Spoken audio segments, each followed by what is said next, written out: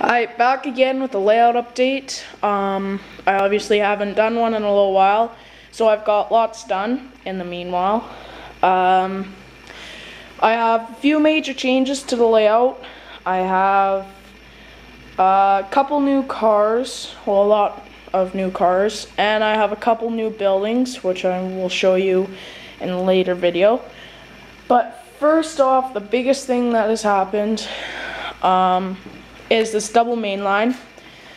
This is working out really good, except for this part, which I just recently fixed.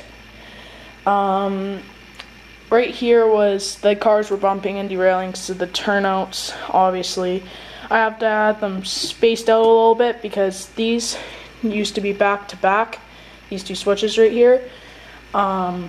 So I had to space those apart in order for the train to run over them perfectly. And then, yeah, basically just goes the same way as the single main line originally did. Behind that mountain, through the tunnel, down the grade, around, and back into the train yard. Really liking that. It's been working really well with two trains. It also looks pretty good.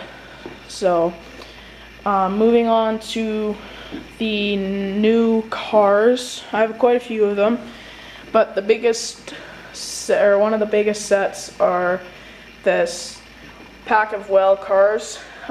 This is all one length.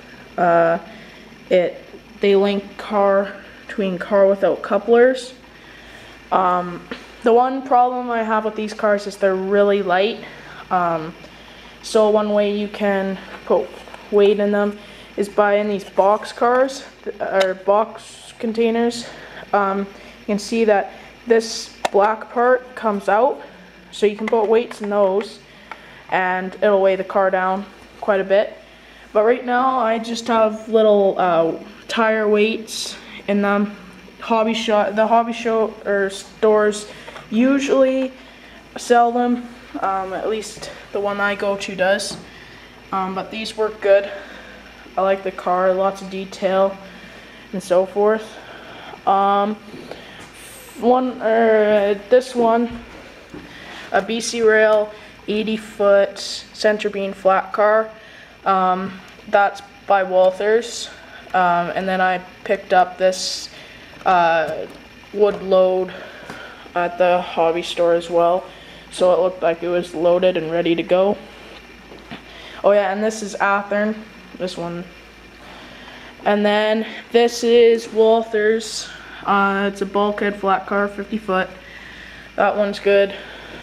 I like it, looks good on the layout. And this Canadian Pacific bulkhead flat car, like that. I picked up these as well, the wood loads. These are all handmade with balsa wood by a guy in my area. Doesn't have a website or anything, but this is all paper, hand wrapped, and it's I guess it's just balsa wood inside, but it looks really good. I have 4 of this length, which I think is 50 foot, and I have 2 of this length, which is like 60 feet or something. So yeah, those were about $9 each. I got this Alberta grain hopper, really nice. It looks so, it's so detailed. It's by Intermountain. It's an Alberta cylindrical hopper. It has lots of detail, again by Intermountain. It's a little bit light, so I have to add a couple weights to it. But yeah, it's a really detailed car, as you can see from the walkway up here and air compressor down there and stuff like that.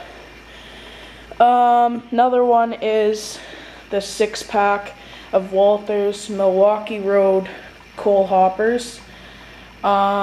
Those look really nice now that I have a big long coal drag, which I can run up in the mountains now. I got a 3-pack of these ethanol cars, the UTLX tank car people cars, but the sponsor is Eco Energy.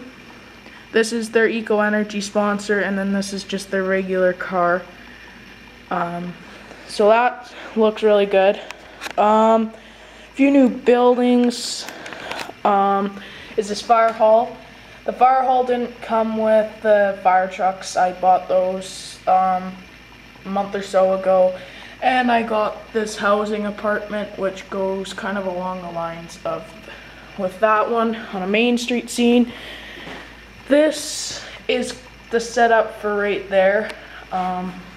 So the end one, the big one, is going to be a police station.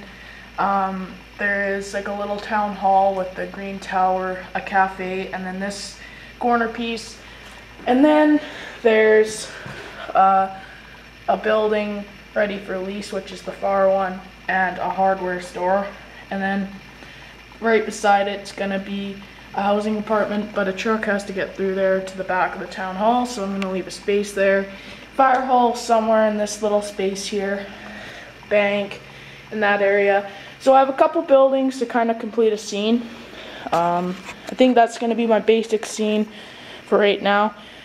And then I have I've cut a new hole in the table so I can access up there. Like I cut that hole there. I don't know if you guys have seen that or not, but I have 2 access holes now, which is a lot easier instead of crawling up on the table. And last but not least, I have 3 other cars. There's a guy that I met up with online. His name is Joe. He needed track plans, and I offered to draw him some. Now, he sent me these in a trade for the plans. He sent me 3. I'll show you the other one in a minute. But this is a Walthers molten sulfur tank car, and this is a Walthers fertilizer car. And then this one, which is my favorite, is this Norfolk Southern 50-foot high cube box car, paper mill. Looks really good. I have a CN one of those, so those will run kind of together. So yeah, I basically drew him track plans, and he sent me these in exchange. Those of you who have Instagram, you can check out his account. BobRoss75 is his username, and you can also check out my account for more frequent updates, which is model_real_railroads. So that's all lowercase. If you didn't quite catch that, it's model_real_layouts, or railroads, sorry. So yeah, I post frequent updates there. So if you want more of a update on some of the stuff I've done without watching YouTube, you can check out that. So yeah, thanks for watching, and stay tuned for a couple more videos that have yet to come. Thanks.